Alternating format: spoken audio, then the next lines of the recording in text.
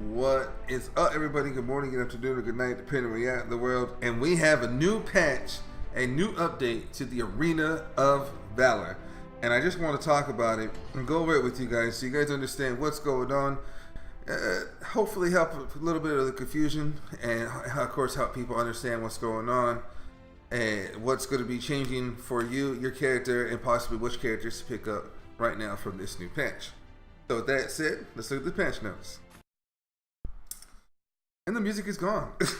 Anyway, so right now we got the Clash of Clans, Clone Clash patch notes. And with the patch notes, basically we could play any character multiple times over. So we got 5 Grax, 5 Butterflies, 5, Yibnith or whatever.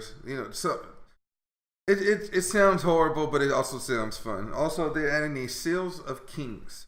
With these new legendary marks rewarded to players who obtain a master rank in the battlefield, which is basically if you rank masters, you're going to get these marks now, are Seals of Kings, which is basically marks, and you'll earn the continuous each season. I don't know what they're for at the moment, but they're implemented into the game now. Popular builds can now be selected through the hero menu, so they usually give you 3 builds to choose from, and they're really outdated, horrible builds. And then there's popular builds, which are used with the popular builds are basically based off the highest win rate, and those are better to choose from because those are people who are obviously using the character at the moment. Plus, they did update that as well. I'll speak about that more later. The hero lane icon menu, you can now see an icon on the bottom right of the corner of each hero's avatar showing the recommended lane for that hero.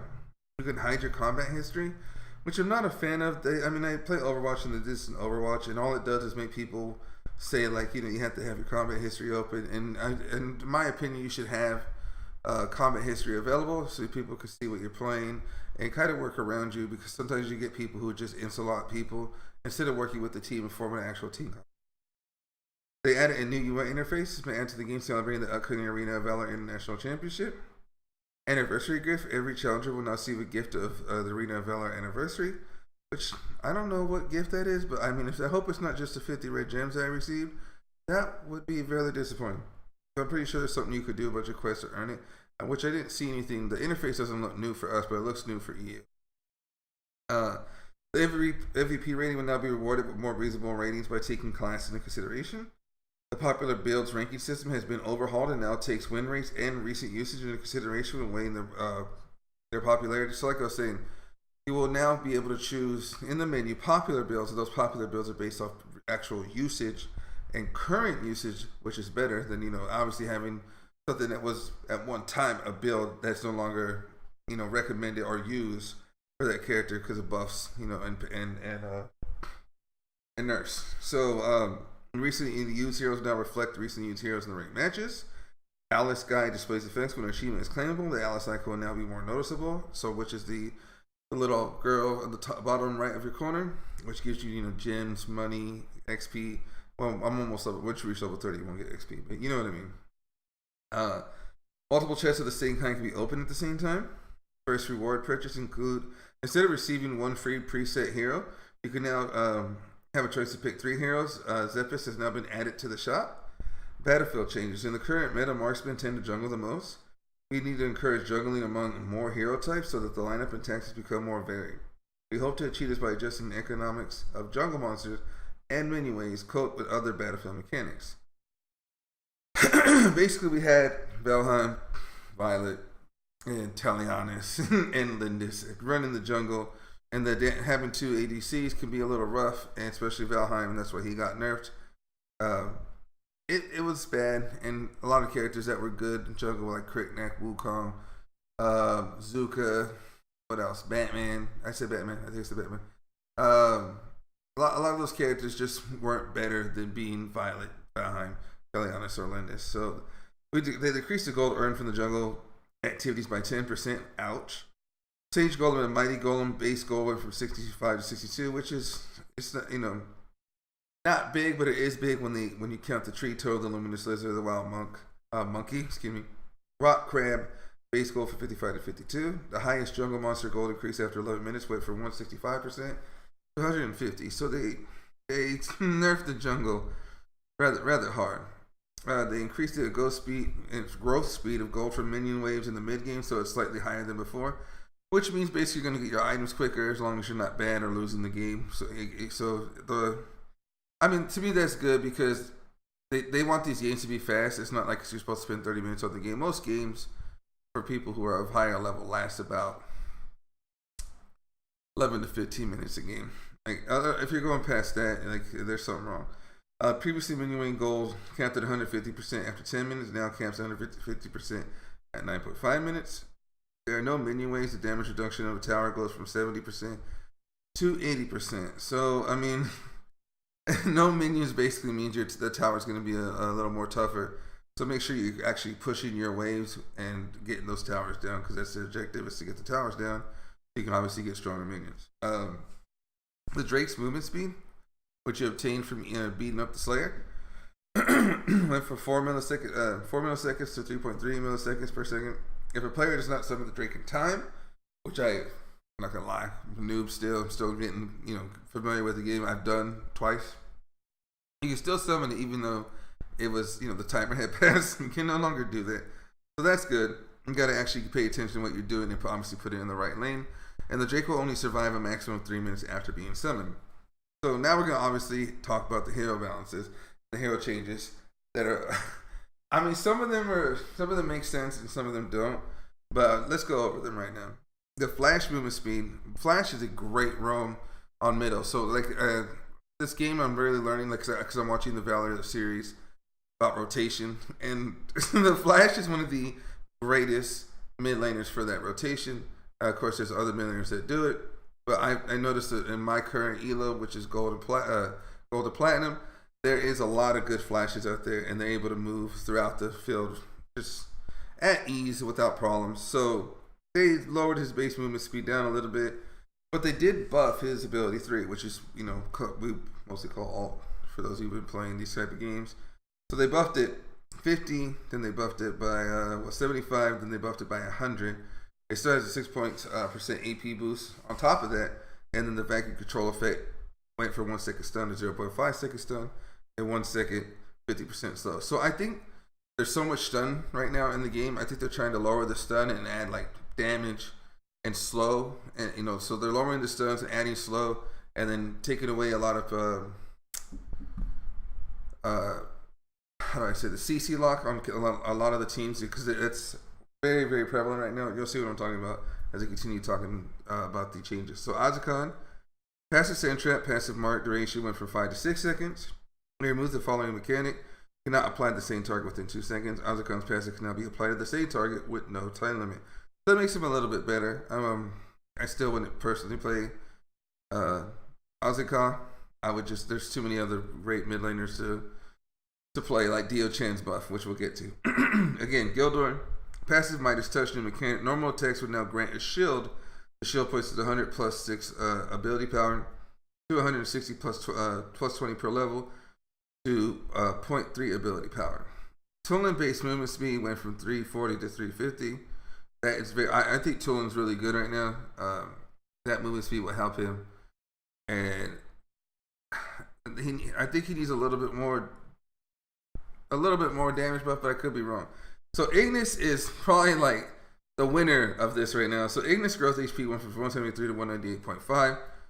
His growth armor went from 16.7 to 20.5. His passive Sacred Flame, Mark of the Flame mechanics, triggers 1 second after the ability hits the target. Change to immediately take upon effect hitting the ability 1, and refreshes the cooldown of ability 1. Mark of the Flame, 2.5 to 3 seconds. HP recovered from Mark triggering on an enemy hero is 80 plus 5 per level to a ability power on top of that. Goes to 120 plus 8 per level to 0.3 AP. That is very good for him, and I mean that makes him obviously a great mid laner. Maybe even if you're, I play Yibnith support and I play Yibnith Slayer lane, so I mean maybe he could be middle lane / support. We'll see. Fire Clash. Ability swing is shortened by 0.2 seconds. Projectile width went from 2 meters to 2.5. Projectile meter went from 1.5 to 2.5, so obviously he has more reach and range. His magic damage is just across the board from 320, 380, excuse me, and 440, 500, 560, 620, 0.58p for his magic damage. His shield is 300 for, so basically his shield got buffed 25, 50, 75, 100, and then 125. So his shield got buffed. His magic damage went. Let's see. Yeah, his magic damage went down. That's an ouchie. But his shield duration went buffed from 3 seconds. Shield duration got 900.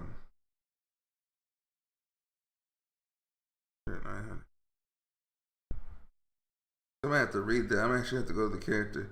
Shield duration went from 3 seconds to 2 seconds though. I don't know if that means that's the damage he can take from the shield. And the mana cost is down for that one, which is Fire Crash. I don't have Ignis because I mostly run Slayer Lane and Jungle. Ability 2 Rain of Fire. Ability backswing shortened by 1.1 seconds. Ability 3 Holy Ember. Ability backswing. Yeah, we have to read that more. Matter of fact, let's go look at that character right now. It lets me look at the. Alright, so I have almost all the characters. I have 18 characters left to buy. So let's look at this real quick, so we can get this out of the way. The Fire Clash. Ignis forms a sacred flame into an orb and launches it, dealing 320 damage plus 50% AP magic damage. The first enemy hit and nearby enemies in the cone behind it. Also increases Ignis movement speed by 40% for 1 second. If the marked targets are hit, then Ignis gains a shield that absorbs 300 plus 65% of AP damage for 2 seconds. Okay, so he increases speed for 1 second. The marked targets are hit, Ignis gains a shield. So he just gains a shield, but instead of lasting 3 seconds like it used to, it lasts 2 seconds. Rain of Fire. Ignis summons a Rain of Fire target for 3 seconds, which is basically a volley. Deals 135 plus 45% of ability power and magic damage every second to enemies in the area, reducing their movement speed by 30% for 2 seconds. Marked targets are stunned for 1 second. And then the Holy Embers. Ignis creates a sacred fire formation and deals 700 plus 90% of AP magic damage after 1 second to enemy heroes in the target area. Marked targets take 800 plus 100% AP of true damage. Fire Crash places a mark of flame on the target hit and enhances Ignis' next ability directed at the marked target. The mark lasts 3 seconds, and the mark is consumed by Ignis' ability. It's healed for 120 plus 30% of the ability power, HP, and cooldown for Fire Crash is reset. So this is Fire Crash. Fire Crash has a 3-second cooldown. Every time you hit someone with a normal hit, you obviously hit him. He puts a mark of flame on him, and that mark of flame changes the way this goes. Second enemy. So basically, you can reset the fire. You can reset the Fire Crash. So you can keep a shield up and not get damaged. Is basically what it is.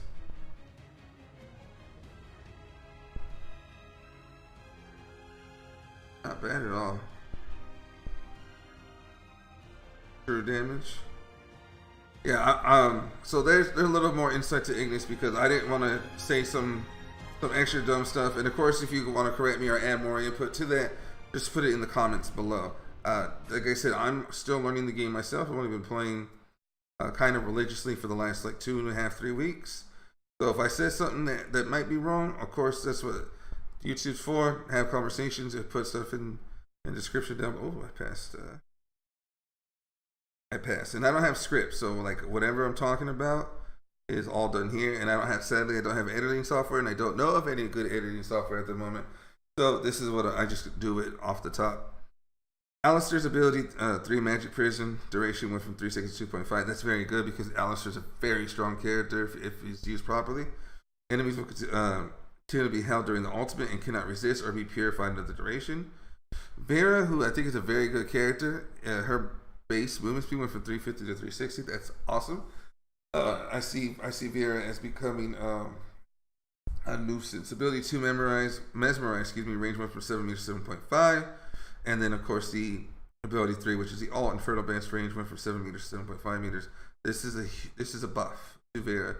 If you play Vera or you like Vera, this is a good time to play her. That is a clear buff. L'Oreal, passive divine punishment, slow down effect, 50% to 90%, scales with hero level. Dio Chan, this is the buffs. This is what, like, I actually like Dio Chan. At first, when I first played her, I thought she was trash. Someone came to my stream and told me, like, you're not playing her right. So he told me, he showed me how. I mimicked, of course, adjusted my own playstyle into it.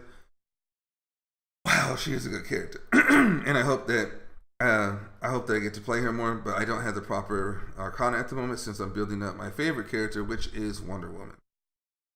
So Chilling Frost magic damage gets a buff all around from 350 base to 400, and then she gets a 70%, a 90, 120, 140, and then a 150 boost on her magic damage for the Chilling Frost, which I think was much needed because she does little to no damage. She was a CC character, so having the ability to freeze your opponent twice and then actually hurt them and then do your ult, which you have to stand still for. I think that's a good trade because she was obvious. There was points where I'd freeze somebody, walk in, hit them with my one, which is obviously Chilling Frost. Walk in, do the next move, ability 2 Diamond Dust, and I had to walk up, do my ult, and then by that time they would just most likely get out because I have nothing to slow them, and there was no significant damage between that. And I mean, obviously, I'm just saying, Dio Chan to me is one of those characters that I felt should have been stronger, and she's finally stronger. So I hope I get to play her more often. So the Frostmark duration went from 5.5 seconds to 6 seconds. Excuse me. The movement delay caused when casting this ability is shortened. That's awesome. Ability 2 Diamond Dust. The movement delay caused when casting this ability is also shortened. Like I said, Dio Chan is a buffed character. Hope to see more of her, especially with teammates that I play with, and I hope to see more of Ignis as well. I just think he would be very, very good. I don't think you can pair those up unless you want to play Ignis in the support lane. Prada, excuse me.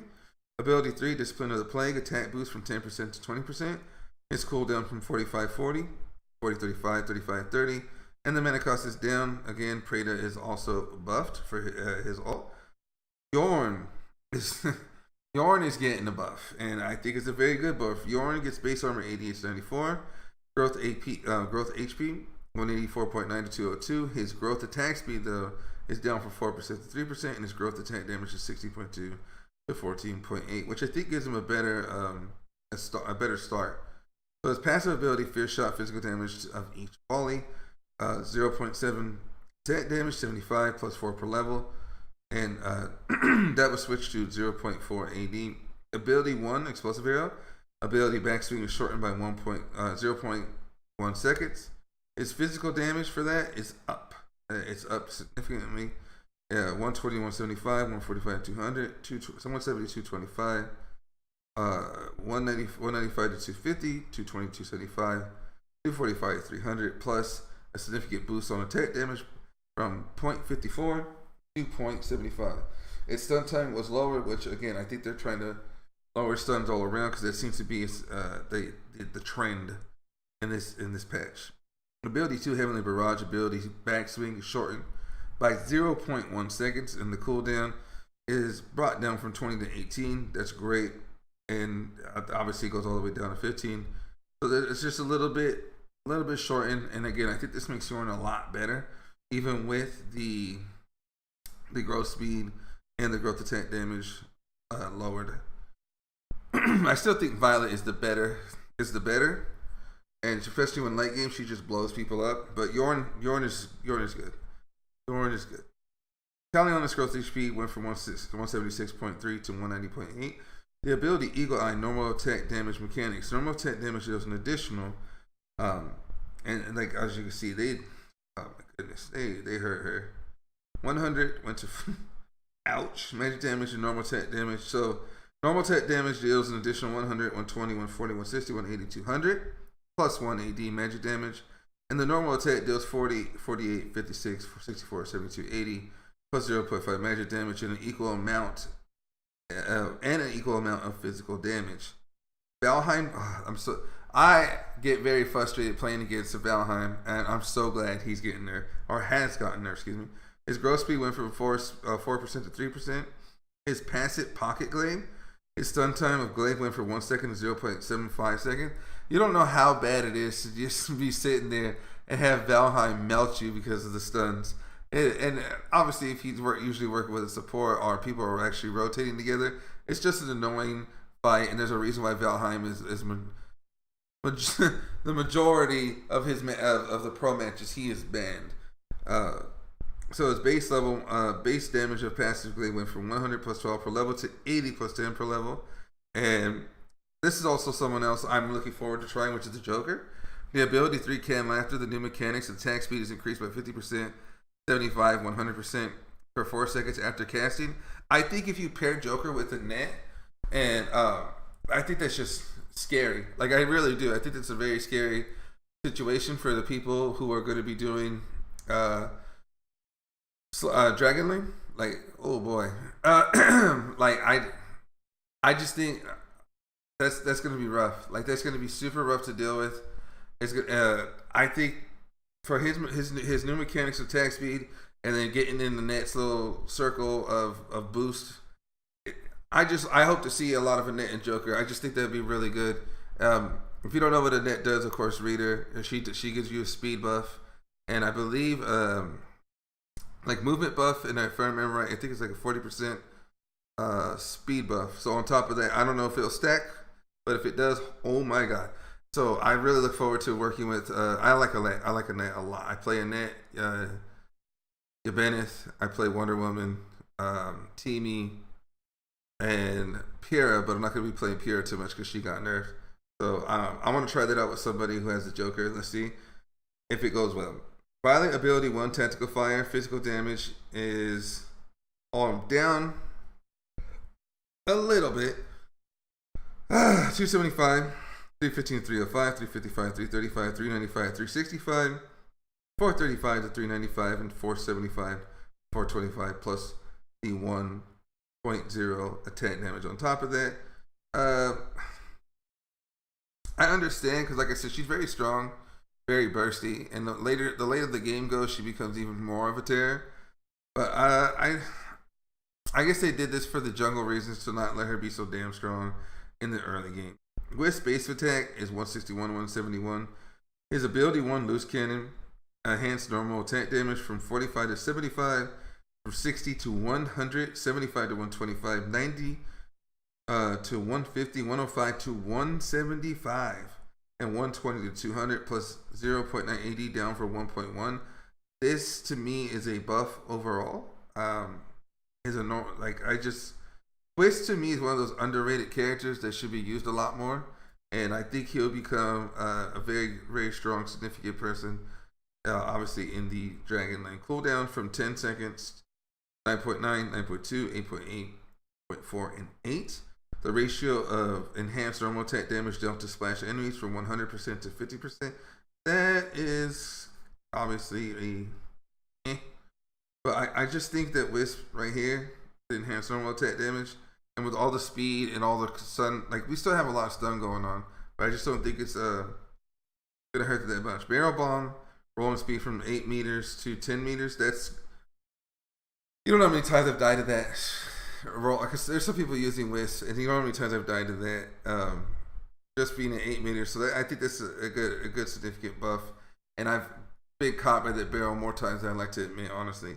Ability 3 shock, an all new mechanic. Targets in range of ultimate are slowed by 20%. Again, the stuns are going down from 1 to like 0.75, but they're adding slow on top of it. So we're gonna see. I think we're gonna need Chugnar and stuff like that to obviously make space and slow people down. So I think Chugnar will come a little bit back into the meta as opposed to Yabenith. Ability 1 healing light, who's always banned by the way, and then that's why people are using Mallet. Ability 1 healing light, HP recovery per second, 60 plus 20 per level, 0.1 AP plus 20% plus 10% of the target's lost HP. Went to 80 plus 25 per level to 1 point AP plus 7% of the target's lost HP. To me, that is, I think that's a nerf a little bit. Ability 3 Nature's Rally, armor for allies went from 200 plus 50 per level to 100 plus 35. Again, nerf. And the stun time went from 1.5 to 1.25. I don't think this completely takes her out of the game, but it's it's pretty significant nerfs to sustaining and keeping your characters up, and just not having to recall. I used to I played Pyrrha was one of the first characters I enjoyed because of the fact that I could heal and because of the fact that I could stun and give armor during my ultimate. And to me, she's still strong, but I think I'd be more inclined to go with Teamy now instead of Pyrrha. Again, I'm only gold and platinum, so I'm still learning the game. So if I'm saying something that is and I do watch the Valor series, Pyrrha to me is awesome, and I've seen very good Pyrrhas, but I think this is gonna hurt her overall. I might want to start looking at Teamy. Wukong ability 1 Shadow Clone gets a cooldown from 15 to 12, 13.8 to 11.4, 12.6 to 10.8, 11.4 to 10.2, 11.4 and 10.2. No, yeah, okay, and then 10.2 to the 9.6 and then 9 to 9. I think that's fantastic. I don't think the Shadow Clone, which is supposed to make you invisible during the ability 1, is long enough. I think it needs to be a little bit more cloaked. But I mean, the cooldown's better. So hopefully that'll help out because he's just a crit based character. So if you don't get your crit, you get kind of beat up really bad. So I think this will help a little bit. Monkey Business, new mechanic. When the second phase of the ultimate is cast, the slowing effects on self are removed. I think that's great since we're moving away from a lot of, not moving away, but again, shortening some of the stuns and adding a lot of slow.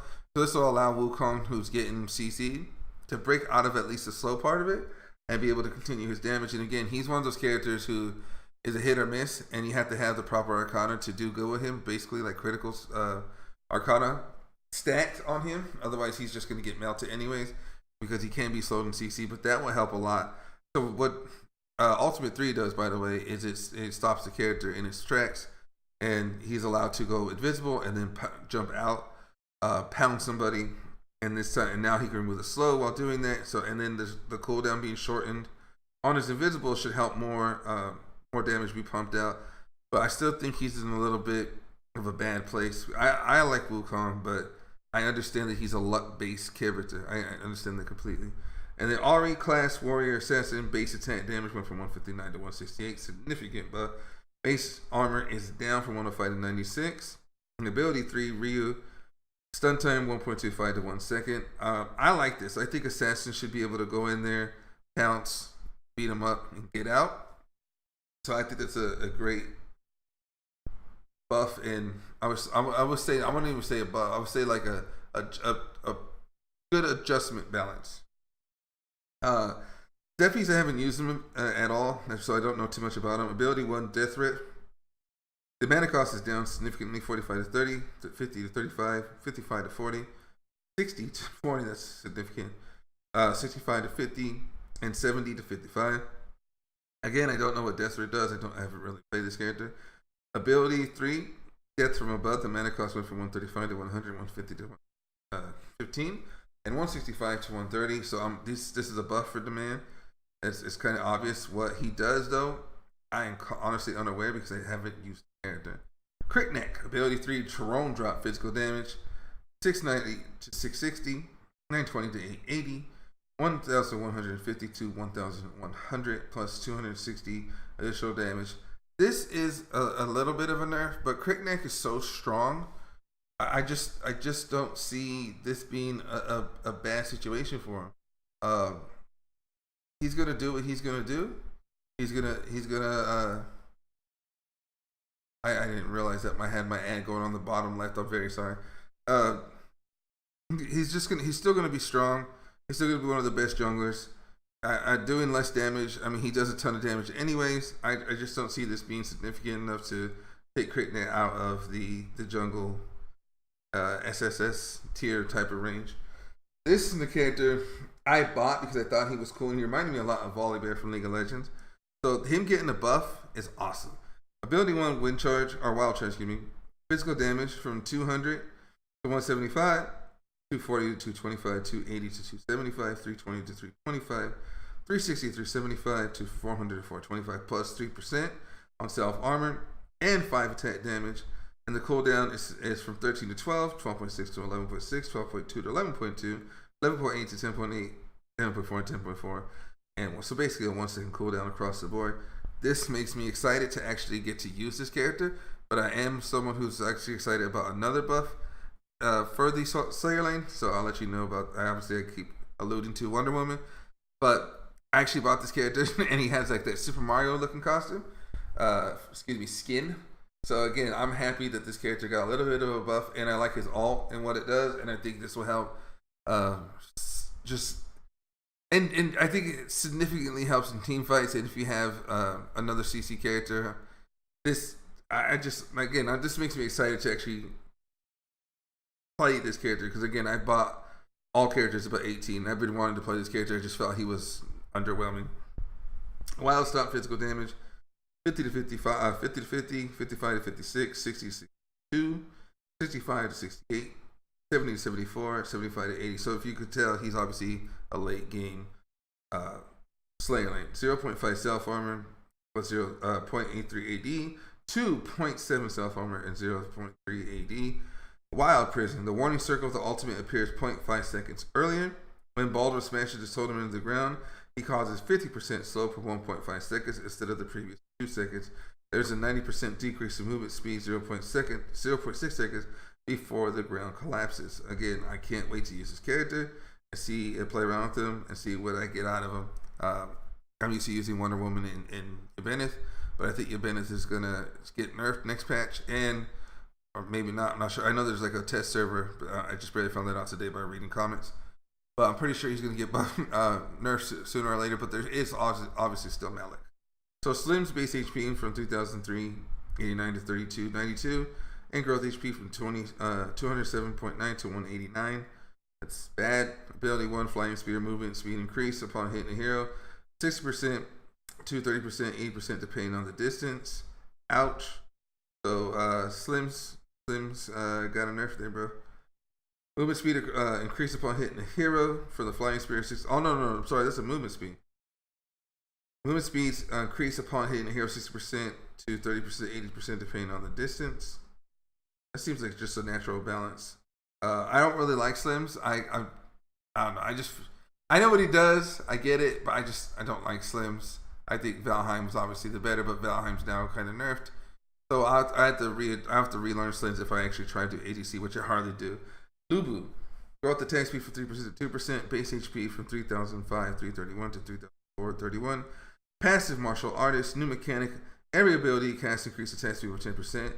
And up to a max of 5 stacks for 3 seconds. That sounds like a buff. Again, there's another character I haven't got to use. I do have him. I just haven't got to use him, so I can't really give you too much insight on something I don't have insight on. So this seems like a buff. Just a little bit of HP loss. It's kind of rough, but the attack speed seems like a great buff. Because I mean, I've played against Lubus who've destroyed me, and I think that just makes it easier for him to destroy me. I hope I'm wrong, because I don't want to have to face Lubu on the Slayer lane. Because every time I have played against him, if I'm not Ybenith or Wonder Woman, it's been kind of rough. So this is what I've been waiting for. This makes me really happy to talk about Wonder Woman. The base armor went from 89 to 95, and I always felt she needed a little more attacks. There's times where people literally get away from me with 1 HP. So that's very annoying, to say the least. Excuse me. So her base attack damage 168 to 173. That is awesome. And her growth attack speed from 1% to 2%. I really think this will help. I use attack speed Arcana on her. There's a site called Samurai Gaming, which I'm sure some of you guys are familiar with. But if you're not, and if you're a newbie like me still trying to learn the game, this is a great place to go. You can learn about that. It's samurai-gamer.com/Arena of Valor. And then you can look up certain builds, certain characters. You know, I could search up the items and stuff like that. And the Arcana I use for Wonder Woman right now are Onslaught, which is attack damage, armor pierce, assassinate, attack damage plus movement speed, and Skewer, which is attack damage plus armor pierce. But her having more base attack damage makes you want to put a little bit more speed on her, since that's a little bit more damage. And I feel like her moves are strong. Her poke is good with her 1, And then of course you can lasso someone who's trying to run away from you if they're low, or you could lasso yourself to them if you're crazy. But I think adding a little bit more attack speed would be really good for her. Emily, ability 2 combo cooldown from that is, I don't know, I'm not sure how 7, 6.8, 6.6, 6.4, 6. I'm not even sure what that means. It just says 6. Ability 3 in range, movement speed from 40 to 50%, and block damage from 40 to 50, from 60 to 75 to 80 to 100. So I mean, this makes her good at, in my opinion, of initiating a fight or staying alive during that fight. Obviously, she is a very cool. If you ever play Dungeon Fighters, that's what she reminds me of. Just a Dungeon Fighter character in Arena of Valor. That's someone else I look forward to trying. Roxy's growth HP from 3.52 to 319.2. I said 3.52, 352, excuse me. Ability 3, Agni's Grasp. If a hero is hit by ultimate, the cooldown ability 1 and 2 are simultaneously refreshed. So this to me seems like a buff. Her magic damage from 70 to 40, 100 to 60, from 125 to 80, 4, 5, 6% of the target's current HP. Target current HP. Additional damage will not exceed 300. Cooldown from 40 to 45, 36 to 40, 32 to 35. So you're just going to have to use combos. I mean, it doesn't seem like it's a big deal to me. Her build max. Sorry, let me keep talking about Roxy. To me, this seems like a buff. Using your 2 and 3 and then pulling someone in, and once you pull them in, you got your reset. So you could space, obviously you could just combo your damage, get the max 300, reset with your ult, and then do 2 and 3, do 1 and 2, excuse me, again. I just don't see. I think this is very, very good for Roxy. I don't see this as a nerf at all, but I could be wrong. Again, still learning the game. Ability 1, Bionic Blender, movement speed increase from hitting an enemy from 6% to 10%. Max movement speed increase of 30% remains unchanged. I haven't used Max, don't really know of Max, but that sounds like a buff. Omar, passive gut punch, physical damage from 10 to 8, 12 to 10, 14 to 12, 60%, 14 to 6%. Stun time went from 0.75 to 0.75 to 1 second, scales with hero level. I think Omar is bad from what I have played. I played him once and I was like, never again. So, I mean, lowering his physical damage, but giving him a little bit more stun sounds helpful, but it also sounds hurtful as well. I don't know enough about Omar because I played him once and I was like, nope, can't do this. Terra's passive fighting spirit, new mechanics. All abilities cost 8% of the current HP. Ratio of HP recovered from user abilities from 3% to 6%. I think this is going to hurt Tara from what I've read and what her abilities do. So basically, every time you use an ability, you lose HP. Your ultimate gives you back HP. But I think this is bad. And then there's no Pura. So if you're not using Pura to sustain, I don't know. I could be wrong. I could be. But having to use an ability, or having to lose HP for using the ability, all abilities cost 8% of your current HP, and the ratio of HP recovered from using abilities is 3% to 6%. I think that pretty much hurts Tara. It's just, obviously because she's a monster, it requires 4 people to kill her because someone obviously broke her with the build. I just think that's bad overall. And again, could be wrong. But I think that's a horrible thing for her. Kilgroth, ability 2 in range spear. Magic damage of the third passive normal attack from 60 to 75, 100 to 115, 140 to 155, 180 to 195, 220 to 235, 260 to 275, plus 0.3 additional AD. Magic damage of the third normal attack when ability has been activated from 50 to 50, 80 to 85, 110 to 120, 140 to 155, 170 to 190, 200 to 225, plus it has the same additional AD. So Kilgroth is buffed. I'm actually going to buy him just because of this. I think that's a very, very good buff for him. And let's see where it goes with that. Thane gets a base movement speed from 370 to 380. His passive royal power duration from 6 seconds to 4 seconds. His new mechanic is a 25% damage reduction when active. He's already very tanky. I just think this is a great buff for him. And I don't know why they did this. But Thane is horrible to deal with at times, so I think this is cool, and I think it's a good buff for Thane. Arthur's passive dragon armor increased from 28 plus 8 to 88 plus 8 per level with equipment adjustments. That just. I'm sorry. The next thing we're going to talk about. I'm sorry. I've been doing this for so long. I haven't done a video this long forever. So again, passive is Paragon armor increased from 28 to 80. This is a great buff for Arthur, who is already a tanky character. I don't understand why this is a thing, and it's kind of scary. But we'll see. We'll see. I might have I have Arthur and I have Thane, so I might have to try them out and see how much tankier they are. So now we're to the equipment adjustments, which is the glove price went from $490 to $420. Gloves, I believe, are the critical hits. Clave Sanctity went from $2250 to $2120. The Devil's Handshake went from $2070 to $1960. Slick Sting went from $2,000 to $1,920. The Ring of the Fiend, unique active vision range, went from 10 meters to 12 meters, which is good. But I mean, totems are a thing in this game, and they're just. I don't think that's a good buy. Like Tidesman, Tide Markers Call or something like that. I think that's what it's called. And then the other one with the shield are a lot better support items than the vision range, in my opinion.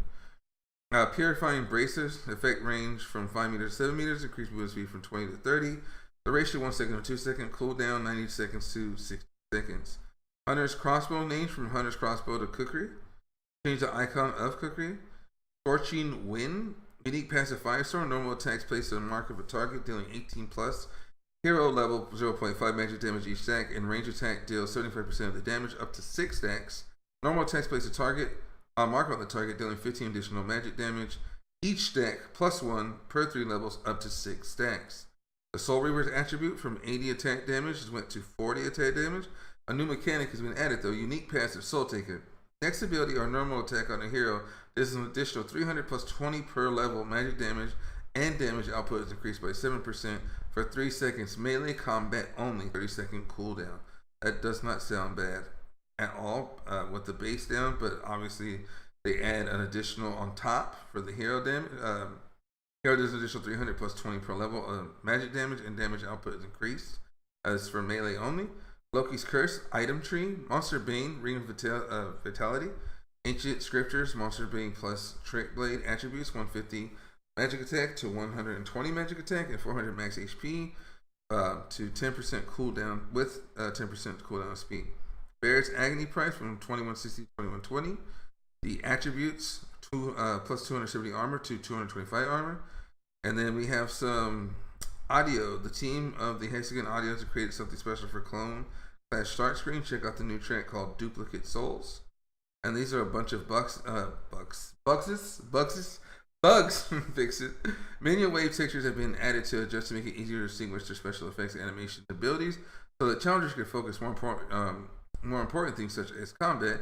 Optimize the appearance of icons beside the HP bar when the hero obtained a resurrection buff, or the ability to summon a Drake.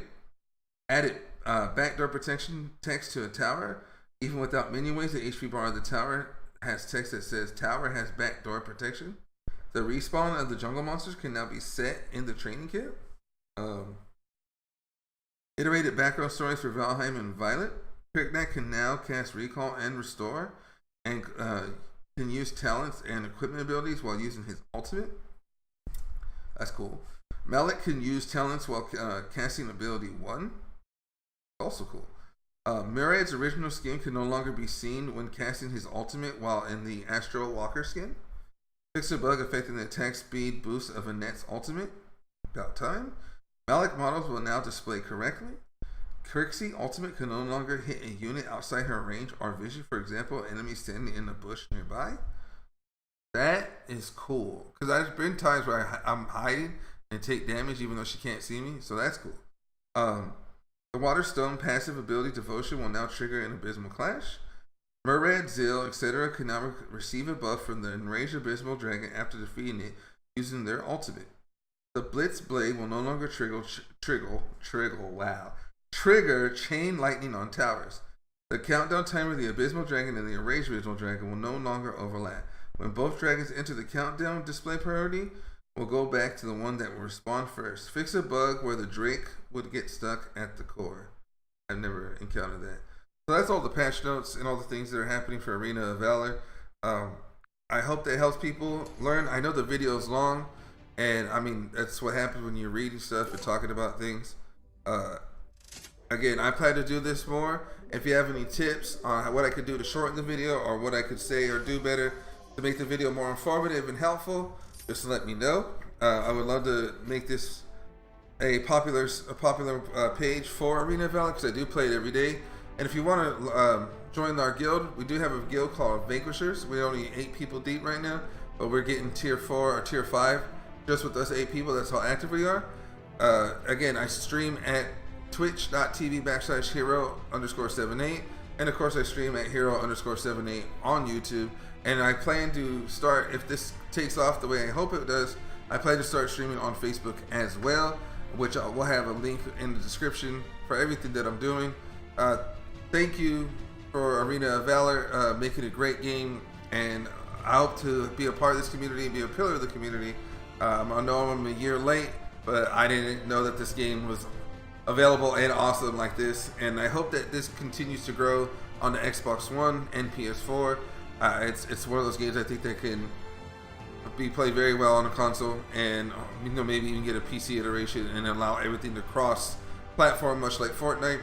So this game just keeps continuing to grow, because I think it's amazing, and I hope that you guys like, follow, share, and subscribe, and I'll talk to you guys soon. All right, have a good one. Peace.